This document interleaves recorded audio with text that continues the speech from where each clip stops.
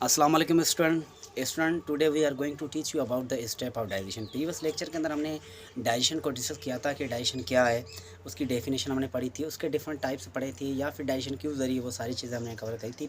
आज के इस लेक्चर के अंदर हमने स्टेप ऑफ डाइजेशन के डाइजेशन के अंदर कौन कौन से स्टेप्स इन्वॉल्व हैं, वो सारे स्टेप्स आज इस लेक्चर के अंदर हमने डिस्कस करने हैं। तो आज का जो लेक्चर है that is the steps of digestion. Steps of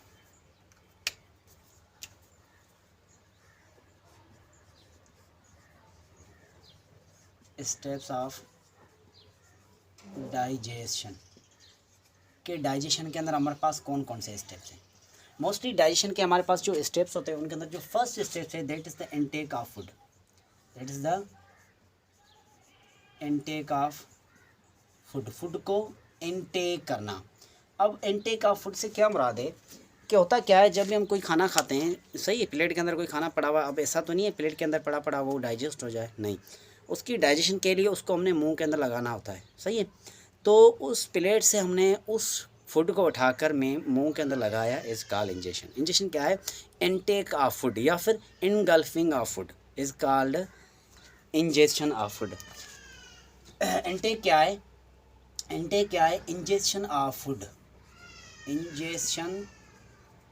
injection of food के फूड को मुंह के अंदर लगाना, या फिर engulfing of food, engulfing of food is known intake of food, या फिर injection of food is known as the intake of the food. Second जो हमारे पास स्टेप्स है that is about the digestion. अब डाइजेशन क्या है? जैसे आपने फूड को अपने मुंह के अंदर लगा दिया, फूड को आपने इंजेस्ट कर दिया, इनटेक कर दिया, अब उसके बाद क्या करना है, आपने जो फूड खाया है वो कॉम्प्लेक्स फॉर्म में, वो मैक्रो मॉलिक्यूल के फॉर्म में, वो इजीली आपके बॉडी के अंदर एब्जॉर्ब नहीं होंगे। अब उसकी आपने क्या करनी है? ब्रेकिंग करनी है, उनको स्मॉल फूड पार्टिकल्स के अंदर उनकी क्या करनी है, जो ना ब्रेकिंग करनी है, डिकम्पोजिशन करनी है। तो ब्रेकिंग करने के लिए हमारे पास प्रोसेस है डाइजेशन। तो डाइजेशन में क्या होता है? मोस्टली डाइजेशन के अंदर हम क्या करते हैं? ब्रेकिंग ऑफ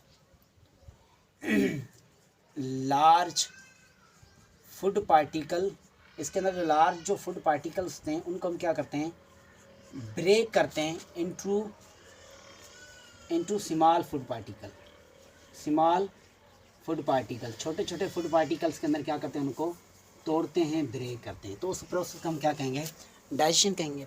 इसके बाद जो हमारे पास थर्ड स्टेप है दैट इज़ द एब्जॉर्बेशन।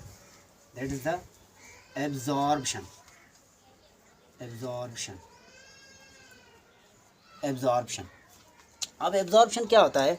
जैसे आपने फूड को इनटेक कर लिया, मुंह के अंदर लगा दिया, उसकी डाइजेशन करवा दी, उसके बाद क्या होगा? वो फूड आपकी ब्लड के अंदर एब्जॉर्ब होगा। ब्लड क्या करेगा? उस फूड को एब्जॉर्ब कर लेगा। तो absorbing of digestive food, absorption of digested food into blood.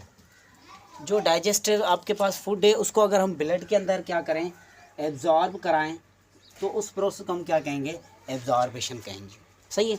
अब जैसे आपका फूड आपके जो ना ब्लड के अंदर एब्जॉर्ब हो गया, अब उसकी आपने क्या करवानी है? उसकी आपने एसिमाइलेशन करवानी है कि ब्लड के अंदर आपका डाइजेस्टिव फूड आ गया, अब उसकी क्या करोगे? अब एसिमाइलेशन करवाओगे। अब उसकी आपने क्या करवानी है? एसिमाइलेशन करवाओगे। एसिमाइलेशन से क्या मुराद है कि आपके ब्लड के अंदर जो डाइजेस्टिव फूड आ गया है उसके अंदर जो यूज़फुल न्यूट्राइंट है हमारी बॉडी के लिए, वो यूज़फुल जो न्यूट्राइंट है वो एब्जॉर्ब होंगे इनटू द सेल। कि हमारे बॉडी के सेल क्या करेंगे? उस ब्लड में से जो हमारे पास यूज़फुल न्यूट्राइंट उसको एब्जॉर्ब कर लेंगे, बाकी जो वेस्ट मटेरियल है वो ब्लड के अंदर छोड़ देंगे। तो एसिमाइलेशन का मतलब क्या है? Absorption of useful न्यूट्राइंट